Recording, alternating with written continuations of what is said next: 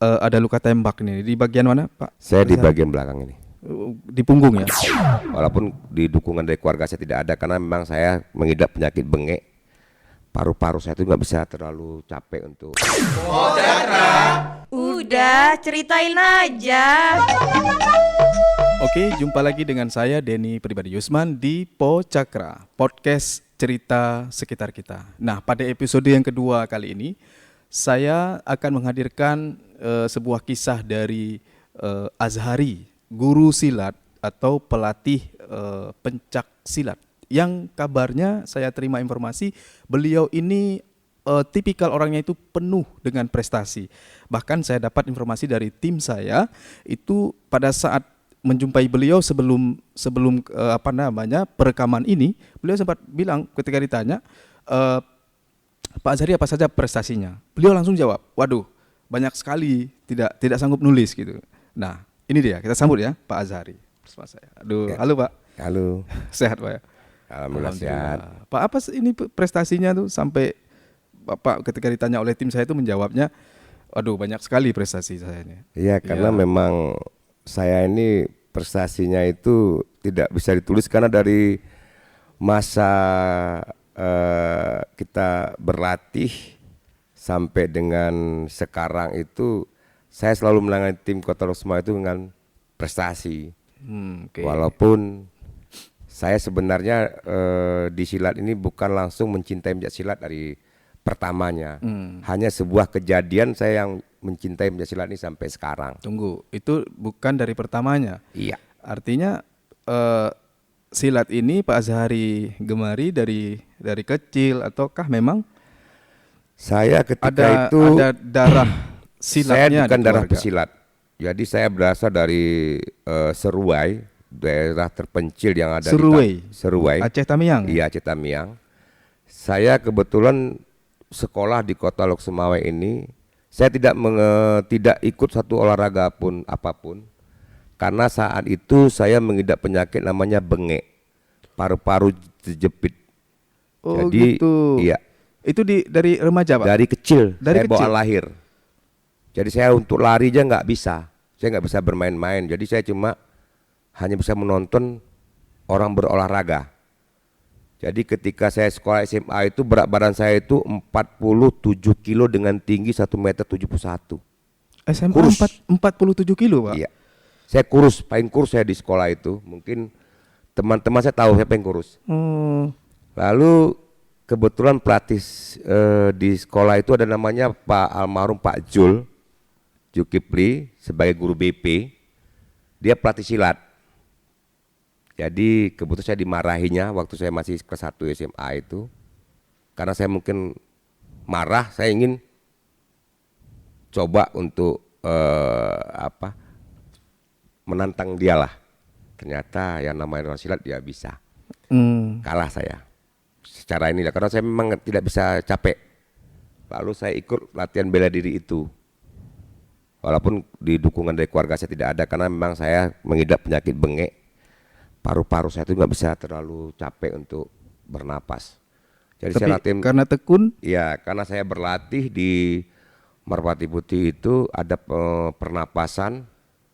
Tiba-tiba saat perhatian pernapasan itu, saat saya melakukan latihan dorong tarik namanya, saya pingsan. Rupanya setelah dibawa ke rumah sakit, yang dulunya saya diponis itu paru-paru saya terjepit itu nggak terjepit lagi. Jadi saya tekad untuk tetap berlatih untuk diri saya sendiri. Waktu itu saya tekuni terus berlatih, kondisi paru-paru saya sempurna. Bahkan sekarang saya paru-paru saya paling besar. Maka badan saya paru-paru saya besar, ini saya juga. Jadi dengan pengalaman saya berlatih di Merpati Putih itu membuat saya mencintai Merpati Putih, menjaga Merpati Putih untuk orang lain. Jadi saya mengajarkan pernapasan. Berarti Pak Azhari dari kecil sudah di Lok Sumawai atau? Saya enggak, saya SMA kelas 1 di Lok Sumawai. SMA kelas 1 tahun 90-91. 90-91. Iya. Oke. Jadi sebelumnya saya masih di Seruai, tapi saya tidak bisa berolahraga apapun. Sampai sekarang saya kalau disuruh orang main poli saya nggak bisa, main bola kaki pun nggak bisa, cuma begitu aja. Nah itu kan di tahun tamat SMA ke Lok Sumawai ya? Iya. sekitar tahun 98 atau ke 2000 itu kan daerah ini kan pernah konflik ya dulu. Iya. Pernah cerita ada ketika itu Pak Azhari di Lok Semau ya? Masih saya tidak pernah tinggal di Lok masih. Semau. Bahkan buka perguruan itu. Tetap saya di perguruan itu. Walaupun perguruan itu ada di politeknik daerah yang dianggap zona merah kita bilang itu. Saya tetap melatih, saya tetap juga mengatih adik walaupun dalam keadaan memang ada tembak menembak, bahkan saat kita melewati itu ada yang jenazah masih di pinggir jalan di simpang kandang itu di jembatan di Lido itu. Kita juga kadang-kadang desingan peluru juga terdengar. Tapi kita tetap juga berlatih dan melatih. Kebetulan saya itu ketika pengalaman dari saat saya sembuh sampai tahun 2092 itu sudah sembuh. Saya masuk tahun 91, saya sembuh itu tahun 92. Lalu jadi atlet tahun 93. Dan saya sampai sekarang tetap di Politeknik sebagai pelatih. Karena alhamdulillah dengan saya berlatih itu saya bisa sehat. Ya itu. Jadi makanya tetap menciptakan ilmu bela Pancasila ini untuk kepentingan orang banyak. Oke. Lalu saya juga dapat informasi beliau ini ada luka tembak nih di bagian mana, Pak? Saya di bagian belakang ini. Di punggung ya? Ini. Oke, ini ketika masa konflik. Masa konflik itu, tahun 2001. Bagaimana ceritanya itu? Ketika itu saya pulang dari Politeknik agak maghrib gitu. Jadi saya pulang itu mau ke Lok Semau itu menggunakan GL Pro. Saya lupain doyan kata GL Pro itu. Sepeda motor ya? Iya. Saya memakai jaket itu memang ada mata ayam di belakang, 2 biji. Saya ditembak dari belakang itu mungkin dari jauh, saya nggak tahu apakah tembak menembak. Siapa yang nembak waktu itu? Saya nggak tahu. Tapi saya tahunya itu udah dingin, saya berhenti di simpang kandang itu karena di situ ada linuk cepek. Linuk 100, saya berhenti, saya lihat ada darah di badan saya. Tapi saya langsung pulang. Karena saya ingat istri saya. Ya lalu dilihat cuma lukanya cuma peluru yang nancap, tapi karena terhalang dengan mata ayam itu masih belum ajal ya. Iya, masih belum. Kalau kita pikir secara ininya, sniper manapun untuk orang lagi berjalan menembak di lubang kancing itu susah.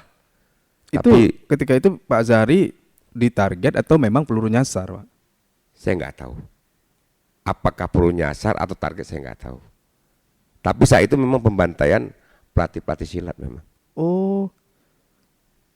Saya tahun itu pelatih silat itu memang ditarget gitu. memang ditarget untuk habis memang. Karena saat tahun itu memang pelatihnya Bangau Putih, Laba-Laba Putih, SPDKK, Merpati Putih memang sudah meninggal. Yang di lapangan saya itu cuma saya. Yang di isinya. Oke, jadi anak-anak silat ketika itu pada takut ya. Di perguruan itu gimana? Kalau di perguruan itu saat kejadian itu tinggal anak murid Merpati Putih tinggal 7 orang anak murid saya yang bertahan saat itu. Yang lainnya sudah pada nyerah semua. Takut keadaannya. Takut keadaan. Hanya perguruan, semua perguruan hampir tutup. Yang tinggal cuma Tapak Suci sama Merpati Putih. Itu pun sembunyi-sembunyi. Tapi kita tetap melanjutkan sebagai amanah dari partai-partai kami tetap bertahan kan. Ya, selain itu Pak Azhar ini juga punya cerita. Saya juga dapat info ini pernah mengalami drama penyanderaan ya ketika. Iya, saya pernah. Tahun berapa itu, Pak? Itu ketika ID dikuasai 17 jam. Kota ID Aceh Timur. Iya. Tahun 2001 2002 ya, 2002 ya. Oke. Iya. Kebetulan kita itu di Sandra itu semuanya di Sandra Itu karena jalannya tutup semua. Pak Azhari ngapain? Pulang kampung atau bagaimana? Kebetulan saya pulang ke Seruai. Oh, pulang kampung. Iya, pulang kampung mau balik ke Lok Semau. Tiba-tiba jalan itu ditutup dengan kayu semua, depan dan belakang. Otomatis ada berapa bus itu memang ada jalan, kami disandra semua di jalan itu. Tidak diberikan makan dan minum. Pokoknya 17 jam itu kita mau beli makanan pun nggak tahu di mana.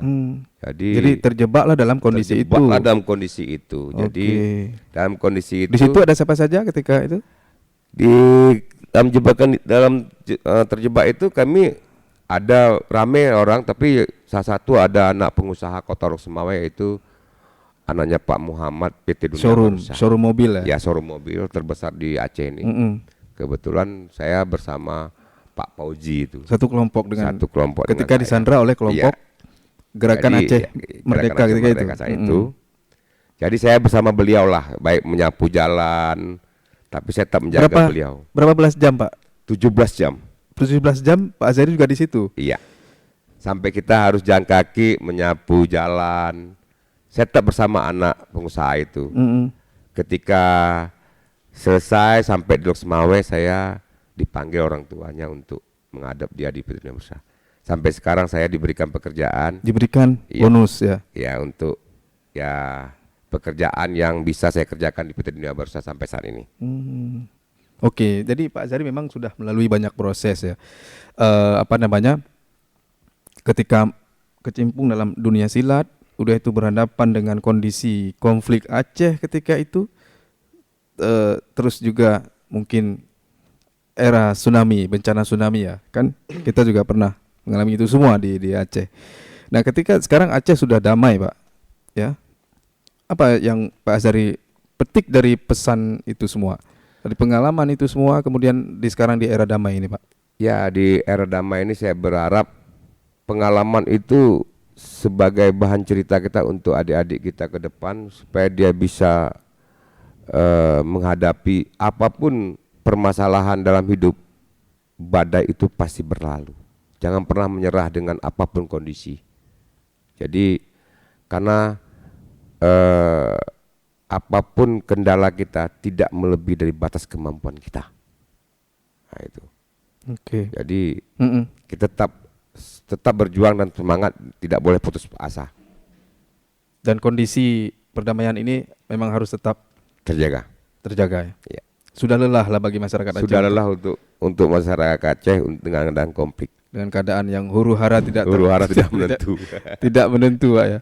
Oke, Pak Azhari, semoga sukses terus dengan dunia persilatannya. Ya, yang jangan bersilat lidah, Pak ya. Iya, saya bukan orang partai, jadi nggak bisa lidah. Ya, oke. Dan kabar terakhir pernah di PON juga, Pak Azhari. Ya. Pernah ke PON ya, PON Papua ya terakhir. PON Papua 2021. saya melatih di Prapon, waktu jadi pelatih PON, tapi saya mundur karena COVID. Oke. Jadi anak-anak yang lanjutkan dengan kawan-kawan yang ini, kebetulan kita mengutamakan keluarga. Ya. Ya. Nah, memang pencak silat ini bagi Kota Lok-Semawe itu adalah lumbung emas ya, Pak. Iya. Dari dulu ke dulu ya, dan menjadi andalan ya sebagai di andalan event Kota olahraga. Lok-Semawe sejak IPSI yang berdiri, memang sebagai andalan Kota Lok-Semawe untuk meraih emas, baik di Popda maupun di Pora. Baik, sampai di sini dulu ya, Po Cakra atau podcast cerita di sekitar kita untuk episode yang kedua bersama Azhari, pelatih sekaligus guru silat ya. Terima kasih Pak Azhari. Ya, sama-sama. Saya Denny Pribadi Yusman, sampai jumpa. Udah, ceritain aja.